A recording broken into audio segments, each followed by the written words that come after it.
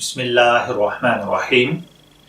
अस्सलामु अलैकुम dear viewers, आपके favourite informative channel marital life problem से आपकी खिदमत में हाजिर हैं। हमारा आज का टॉपिक है मर्द का मर्द से और औरत का औरत से कितना पर्दा है।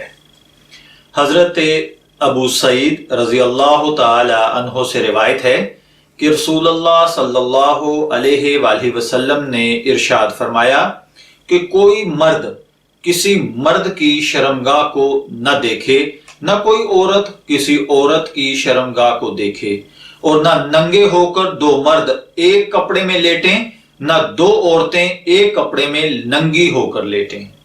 ये रवायत अबू मुस्लिम में और मशकात शरीफ दोनों में आई है। इसकी तशरीह के अंदर उलमाए किराम का कहना है कि इस हदीस से मालूम हुआ कि जिस तरह औरत का मर्द के सामने पर्दा से हटकर आना गलत है, इसी तरह औरत का औरत से और मर्द का मर्द से भी पर्दा है। लेकिन पर्दों में कुछ तफसील है। नाफ से घुटनों तक, नाफ से घुटनों के खत्म होने तक किसी भी मर्द को किसी भी मर्द की तरफ देखना हलाल नहीं है। बहुत से लोग आपस में ज्यादा दोस्ती हो जाने पर पर्दे की जगह एक दूसरे को बिला तकल्लुफ दिखा देते हैं। यह सरासर हराम है। बाज़ औक़ात हॉस्टल्स के अंदर, यूनिवर्सिटी के हॉस्टल में, या इसी तरीके से जो आजकल आमतौर पर प्राइवेट हॉस्टल शहरों के अंदर बन रहे हैं कि लोग काम के सिलसिले में घरों से दूर हॉस्टल्स के अंदर रहते हैं, वहां पर रहते हुए भी उमूमन लोगों के दिमागों में ये बात समाई हुई है कि अंडरवेयर जिन्होंने जांगिया पहना हुआ है बस उन्होंने सतर को छुपाया हुआ है।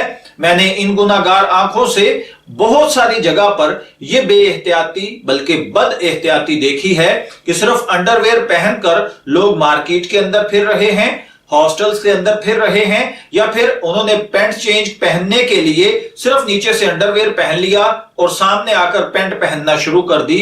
तो भाइयों, ये सब कुछ हराम है। मर्द के नाफ से लेकर घुटने के नीचे तक ये सतर है। किसी के सामने भी, किसी भी मर्द के सामने अपना ये बदन खोलना हराम है, इल्ला कोई इंतहाई बड़ी जरूरत हो या डॉक्टर के सामने। इस तरह, और अगर इसी चीज को हम आगे देखें तो बहुत से लोग, जैसे मैंने अर्ज किया, ज्यादा दोस्ती हो जाने पर बिला तकल्लुफ ये सब कुछ करते फिर रहे होते हैं। ये हराम है। इसी तरह औरत को औरत के सामने नाव से लेकर घुटने के खत्म होने तक खोलना हराम है, और काफिर औरत के सामने मुंह से घुटने के नीचे तक, हाथ और टखनों तक, पैरों के अलावा जिस्म का कोई हिस्सा या कोई बाल खोलना दुरुस्त नहीं है। इसी तरह बच्चा पैदा होने के चंद रोज बाद जब जच्चा को गुस्ल कराया जाता है तो घर की सब औरतें, बाज औकात बाज इलाकों में यह रिवायत है कि उसको बरहना करके नहलाती हैं और उसकी रानें वगैरह सब देखती हैं, मसलती हैं। ये बहुत बड़ी बेगैरती, बहुत बड़ी बेवकूफी और दीन से दूरी है, और यह भी हराम है। इसी तरह जितनी जगह में नजर का पर्दा है उतनी जगह को छूना भी दुरुस्त नहीं, चाहे कपड़ा हाथ पर लपेटा हुआ ही क्यों ना हो। मसलन किसी भी मर्द को यह जायज नहीं कि किसी मर्द की नाफ से लेकर घुटनों तक के हिस्से को हाथ लगाए। इसी तरह कोई औरत किसी औरत की नाफ के नीचे के हिस्से के घुटने के खत्म होने तक हाथ नहीं लगा सकती।